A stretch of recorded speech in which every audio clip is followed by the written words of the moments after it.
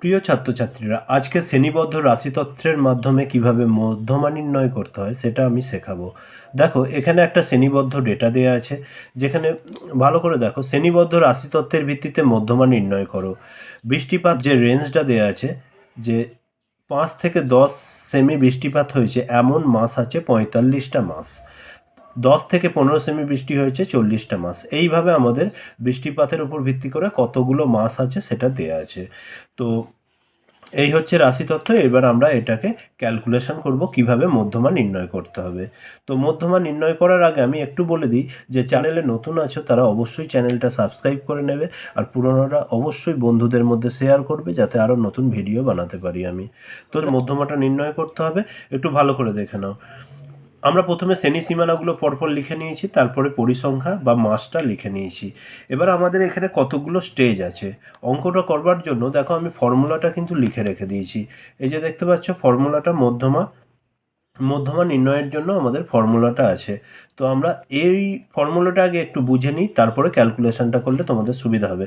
দেখো, এইটা L1 plus N/2 minus FC by FM into I। এই যে ব্যাপারটা, এইটা পুরো কথাগুলো কি একটু আমাদের দেখে নিতে হবে। প্রথমে দেখো, L1 মানে হচ্ছে মধ্যমা শ্রেণীর নিম্ন সীমানা, ঠিক আছে। N মানে মোট পরিসংখ্যা, FC মানে মধ্যমা শ্রেণীর ঠিক পূর্ববর্তী পর্যন্ত নিম্নতর ক্রমযৌগিক পরিসংখ্যা, আর একটা কাছে I হচ্ছে তোমার, I মানে হচ্ছে এই যে I মানে হচ্ছে মধ্যমা শ্রেণীর প্রসার। তো এবার আমি একটা কথা বলে দিই, তাহলে মধ্যমা শ্রেণীটা, এই মধ্যমা শ্রেণী দিয়ে প্রত্যেকটা যে এই সূত্রগুলো বা এই যে সংকেতগুলো লেখা আছে, চিহ্নগুলো, এগুলো সবই কি হয়ে যাচ্ছে মধ্যমা শ্রেণী দিয়ে। তাহলে মধ্যমা শ্রেণী কোনটা, কোন লাইনটা, কোনটা মধ্যমা শ্রেণী সেটা আমাদের বার করতে হবে। সেই জন্য আমাদের প্রথমেই করতে হবে কি, আমাদের প্রথমেই করতে হবে স্টেপগুলো আমি বলছি। N/2 এই ব্যাপারটার মধ্যেই কিন্তু সব কিছু লুকিয়ে আছে। তাহলে N মানে হচ্ছে এইটা, এর যোগফলটা হচ্ছে N। তো আমরা দেখে নিই যোগ করে কত হবে।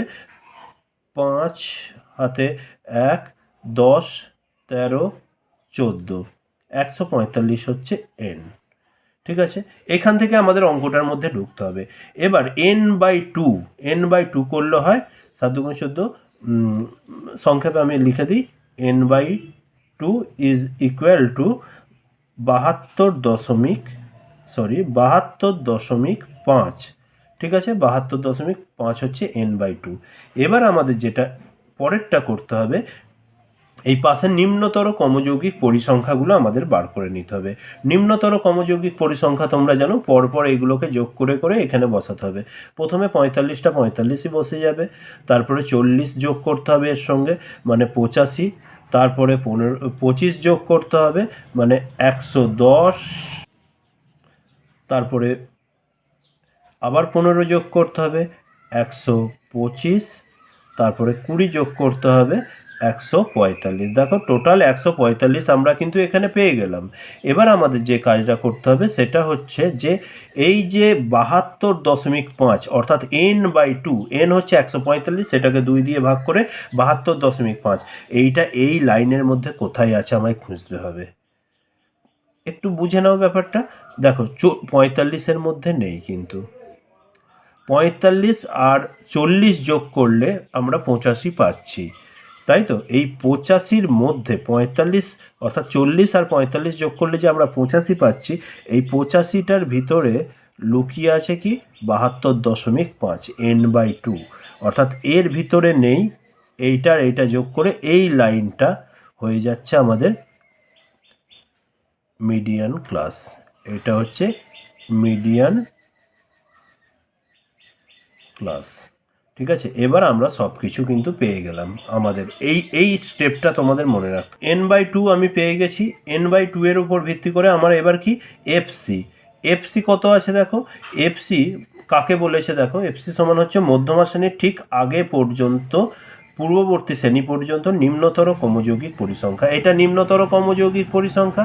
এই নিম্নতর ক্রমযৌগিক পরিসংখ্যার মধ্যে দেখো 45, এই লাইনটা হচ্ছে মিডিয়ান ক্লাস, অর্থাৎ মধ্যমা শ্রেণী এইটা, ক্রমযৌগিক পরিসংখ্যা লাইন এইটা, মধ্যমা শ্রেণী মধ্যমা শ্রেণী যেটা আছে তার কমযৌগিক পরিসংখ্যা হচ্ছে 85, কিন্তু এখানে আমাদের বলেছে কত, তার ঠিক পূর্ববর্তী। তাহলে এফসি সমান হচ্ছে 45, এটা এফসি, ঠিক আছে। আচ্ছা, এরপর আমাদের কি চেয়েছে, এফ এম।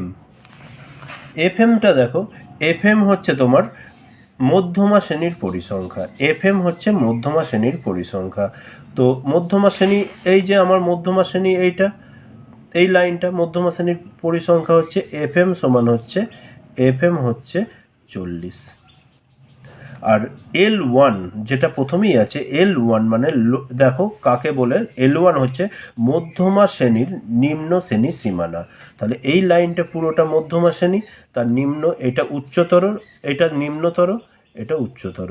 তাহলে এইটা হচ্ছে এল ওয়ান, 10 হচ্ছে এল ওয়ান, ঠিক আছে।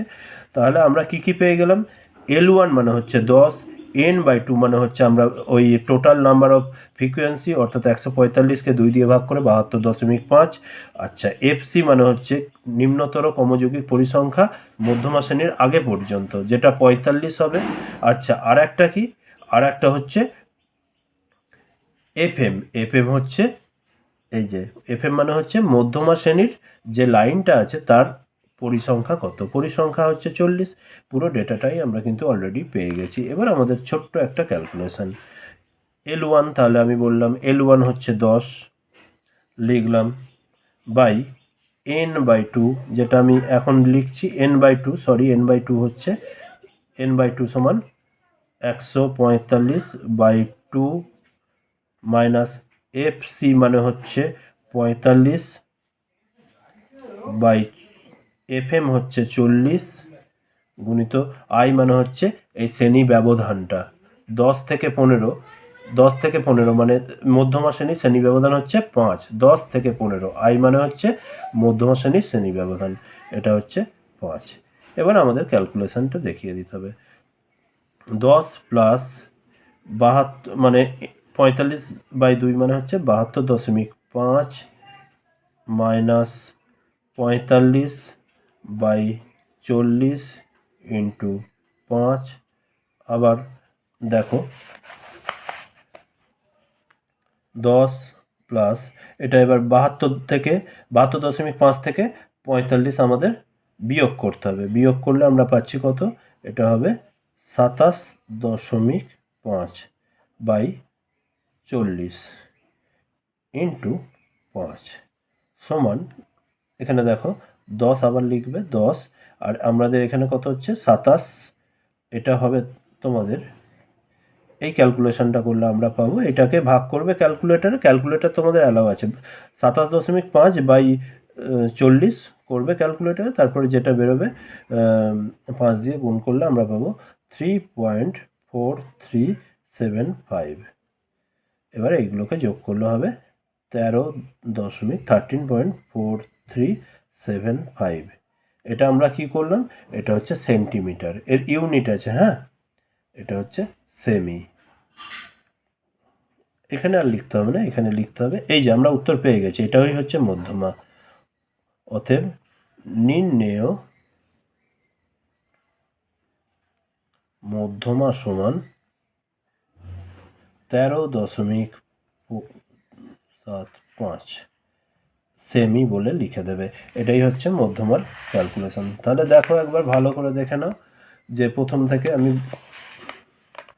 দেখতে পাচ্ছ যে ক্যালকুলেশনটা এইভাবে হয়েছে। আশা করছি ভিডিওটা তোমাদের পছন্দ হয়েছে বা বোঝাতে পেরেছি।